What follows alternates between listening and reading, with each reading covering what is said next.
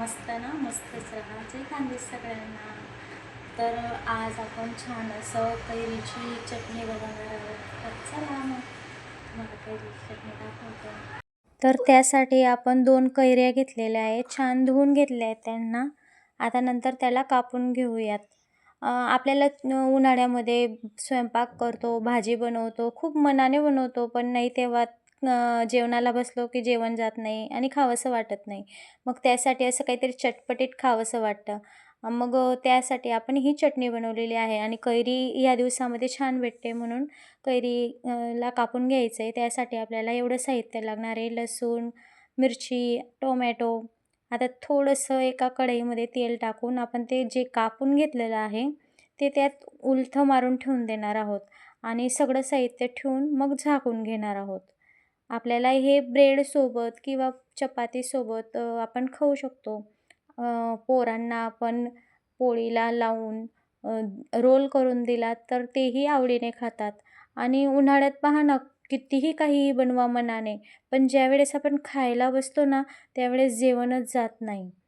तर अशा वेळेस असं काहीतरी चटपटीत असलं ना, तर 2 घास जास्त जातं आणि आपण आवडीने खातो देखील. तर छान असं वाफल्यानंतर त्याला छान थंड करून घ्यायचं आहे. गार झाल्यानंतर आपण त्याचा आतला जो गर आहे तो काढून घ्यायचा आहे.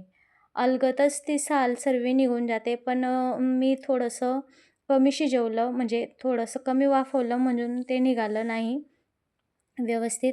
आणि गरम-गरम असल्याकारणाने मला थोडं काढायला अवघड झालं. तर छान थोडं गार होऊ द्या आणि मग नंतर काढा तुम्ही. तर असं सगळं काढून घ्यायचं आहे. त्यातला गर पूर्ण टोमॅटोचीही साल काढून घ्यायची आहे आणि मग नंतर सगळं साल काढल्यानंतर आपण एका मिक्सरच्या भांड्यामध्ये टाकणार आहोत किंवा तुमच्याजवळ एखादं ते चॉप करण्याचं असेल कटर, त्याच्यामध्येही तुम्ही ते चॉप करू शकतात. मिक्सरमध्येही लावल्यानंतर जास्त आपल्याला फिरवायचं नाही आहे. म्हणून थोडं पेस्ट ही थोडी थिक राहू द्यायची, म्हणजे थोडी जाडसरच राहू द्यायची. त्यात थोडीशी कोथिंबीर घालायची आहे, मीठ घालायचं आहे आणि नंतर आता आपण त्यात साखर देखील घालणार आहोत. थोडं चटपटीत लागण्यासाठी आपल्याला साखर टाकायची आहे. पहा, एवढी साखर मी थोडीशी टाकलेली आहे. तुम्हाला गूळ टाकायचे असेल तर गूळही टाकू शकतात. मी चटणी देखील टाकलेली, थोडासा तिखटपणाचा फ्लेवर येण्यासाठी. मिरची तर आपण टाकलेलीच आहे, पण थोडी लाल दिसण्यासाठी आपल्याला हे पहा, दळल्यानंतर म्हणजे वाटल्यानंतर वाटण एकदम छान दिसत होतं आणि खूप चवीला एक नंबर लागते. तुम्ही नक्कीच करून पहा. वरती आपण थोडीशी लाल चटणी टाकून घेणार आहोत. बघा तर किती छान दिसते. आता आपण आणखी एक चटणी करणार आहोत. त्यासाठी आपण कैरीला थोडंसं जाड असं आपण किसून घेणार आहोत किसणीने. कारण की मिक्सरमध्ये काढण्यासाठी आपल्याला सोयीस्कर जातं, म्हणून थोडंसं जाड किसून घेतलेलं आहे. बघा, सर्व असं किसल्यानंतर त्याला आपण लसूण घेणार आहोत त्यासाठी. आता त्याला आपण मिक्सरच्या भांड्यामध्ये टाकून घेणार आहोत. याला आपण डब्यालाही पोरांना देऊ शकतो आणि ह्या दोघं चटण्या आहेत ना, तर आपण 2-3 दिवस फ्रीजमध्ये छान ठेवल्या ना, तर छान लागतात आणि आपण ब्रेडलाही लावून पोरांना सँडविच म्हणून देऊ शकतो.